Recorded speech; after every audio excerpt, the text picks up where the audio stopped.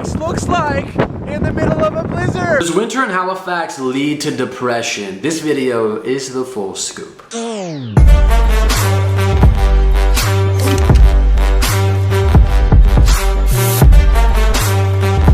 Warm enough. This is like, I'm having brain freeze. He's freezing. Yeah, I'm freezing. Be sure to subscribe, because if I don't have any hands, the extra YouTube revenue will help me hire an assistant to pick up my thing. Hey there, my name is Nadernejad. I make videos for immigrants and international students moving to Canada.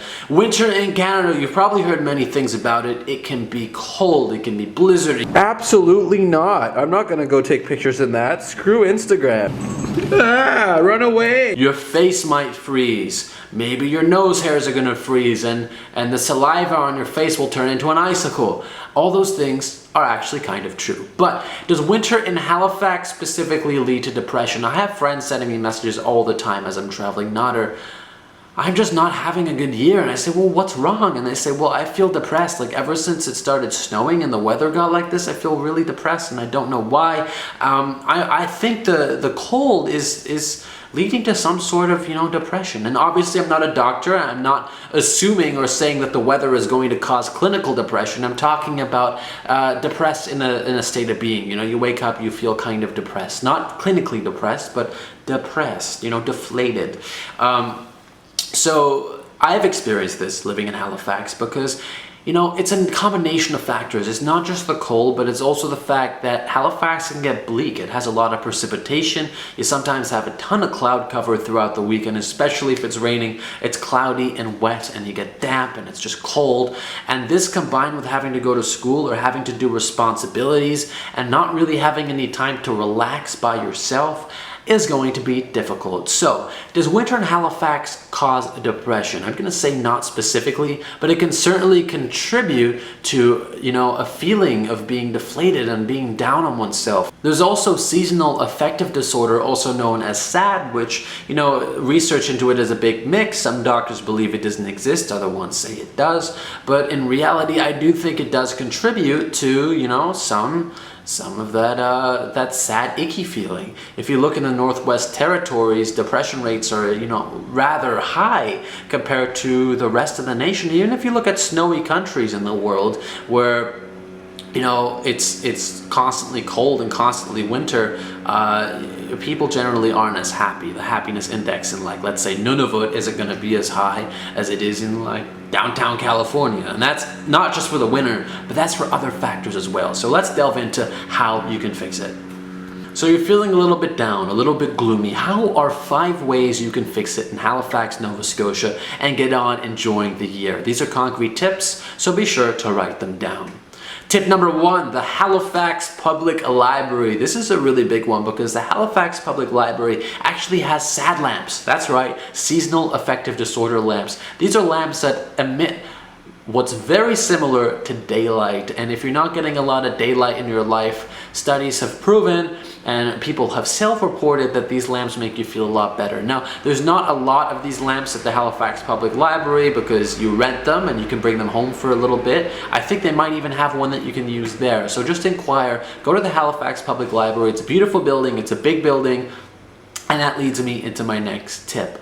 Number 2, reading. Start reading a book. There's nothing like immersing yourself in a good story, a good nonfiction book, and setting a time to actually sit down and read it. Because when you start reading, you start developing your mind, you start learning new skills, and you also get to immerse yourself in another world. Try this. Next time it's snowing and you feel a little bit down on yourself, pick up a nice book. And don't just go sit in a dark room and feel sad and read the book. Take that book to a coffee shop. Sit down, grab yourself a coffee. That coffee is going to give you a little bit of a, happiness, euphoric boost. That's what caffeine does. I wouldn't say full-on euphoria, but it's going to make you feel happier. And then sit down, drink your coffee, and look out the window. Suddenly, the snow and the bleakness becomes beautiful because you've created this beautiful contrast. Anytime you create a contrast, I'm talking about it's cold outside and damp, but you're sitting inside with a warm soup reading a nice book, you create happiness. Watch this. If it's hot outside and sunny and you're sitting inside and it's hot and humid as well, you're not happy. If it's hot outside and you're inside and it's cool, you're suddenly happy. Do the same thing with the winter time. When it's cold and gloomy outside, make inside, candlelit, and pick up a book and have a soup. So that's tip number 2. Read and then move yourself into a good location. Number 3, let me elaborate on the good location thing. Fix up your apartment, fix up your place to be a little bit brighter. What I find helps is Christmas. Although a lot of people hate Christmas because it's very commercial, it's all for brands, people start Christmas, before they start Remembrance Day and it's offensive. I get that, but Christmas also has a great opportunity because it's an excuse to put more lights in your home. One of my favorite things about Christmas is having Christmas lights up, is having a Christmas tree. And even if you're not Christian, I'm not Christian, okay? I know I'm open-minded, but I'm really not religious. So I still celebrate Christmas just because it's fun. I would celebrate Hanukkah if someone gave me the chance to do it. I will celebrate Diwali if someone gives me the chance to do it. I just want to celebrate, okay? So I'd say if it's not against your culture, try to, use Christmas as an excuse to put some more lights in your home. And even if you're not a Christmassy person, go outside, buy some candles, go buy lamps. I really like lights that have like this nice like orange vibe. I bought like Philips Hue bulbs from the Best Buy, and I just put smart lights in my home, and I would just say, Google, turn down the light, or Alexa, turn down the light, and the light will come down. I said, make my lights orange, and it's really nice, it's really cozy. So that's another tip. Tip number 4, fireplaces. Okay, watch this. Have you ever felt cold and then sat by a fire and be like, oh, it's like so nice? That I truly believe, I don't have proof, but I believe that's in our instinct. I think fire is like one of the most comforting, cozy things you can ever have. And maybe you're in an apartment. Maybe you can't get a real fireplace and light fires inside of your student apartment. I totally understand. But try this. Buy an electric fireplace. Look online for fireplaces online. Electric fireplaces can be bought for as little as $40 or $50 from a thrift store. So it's a really small, little glowy orange light. It's all an illusion, right? Well, I like real fire, but my grandfather once said this thing. He says, son, fire is all an illusion. So take his word for it. Get like a $40, $50, used fireplace from Amazon, used on eBay, ship it to yourself, or go to a thrift store. That might be hard to find. I only found one gem. It was like really cheap like that. But you can buy one for about $100. I mean, I think it's worth it if it's small and you can put it away and use it every winter. In Halifax, it's winter for like 6 months. So I'd say it's not a bad idea to invest in that. So definitely try doing that. The next tip is to surround yourself with friends. And this should have actually been number 1, but it's very cliche, which is why I put it last. Surround yourself with friends. It's going to be the best. Even, if you have to go out of your way and you're tired and you have things to do, find some time to have at least one big dinner with friends every week. I've given you a specific concrete thing. Write it down. Host a big dinner with friends every week. Have it at a different friend's place every time.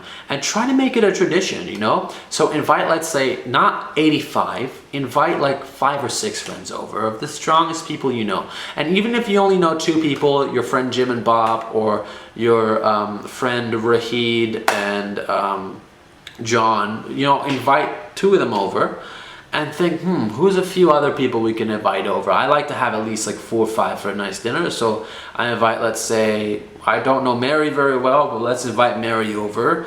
I don't know Steve, but I know for a fact Steve is not an asshole. So let's invite Steve over. And then you just sit down and you have like a hot pot, or you have some sort of dinner. We have like hot pot, it's like a fondue soup thing. And we just sit around, and you can just like verbally say to everyone like, hey, this is really nice. I feel better when I sit around with friends. It's winter time. Why don't we do this every week or every other week at somebody's house? And then we can all pitch in to buy the food together, and we can all clean up together. And that way you don't have this stress of hosting, because everyone's gonna host. And then, everyone pitches in to buy the food. and that's fine. That's how it's like more consistent. Like it's fine if you want to buy the food for your guests and you can do that. That would be great. But you know, if you can all split the cost every time, you don't have to buy like you can eat nicer food, right? You don't have to make like potatoes and chicken. You can make like you can get really good food. You can have like sushi, fresh fish, because everyone is pitching in, right? So this is definitely what I recommend doing. It's really changed my time in Halifax, and you gotta be consistent about this. Don't like take my tips and then go away and then eat McDonald's by yourself in your room with the light off. Like take these tips and actually implement them. Put them on your calendar. Find days to do them, and then you know it's not depressing to be in Halifax. And once you graduate and once you don't have to be there or your work gives you some time off, Halifax is very close to Europe. You can fly over to Portugal, spend like a month there if your financial budget book allows for that, but it's fairly cheap to fly into Europe. Use your brain. Fly into London Stansted for $405, and then from London, I don't know, take a Ryanair flight to Portugal for 80 euros, and then spend 1 week in Portugal, but spend your time in the Azores, and that would be very nice. That's actually something I want to do next. And like these are just tips that are going to help you. Like use your brain a little bit, and you're gonna be able to conquer this. So I hope this video helped you. I know it was a bit long, but I really hope it helps somebody out there who's struggling with the winter and needs to find a friend. If you ever feel sad, my Instagram is down below. Toss me a follow. If this video helped you, be sure to subscribe and smash that notification bell. My name is Nadernejad, and thank you for watching.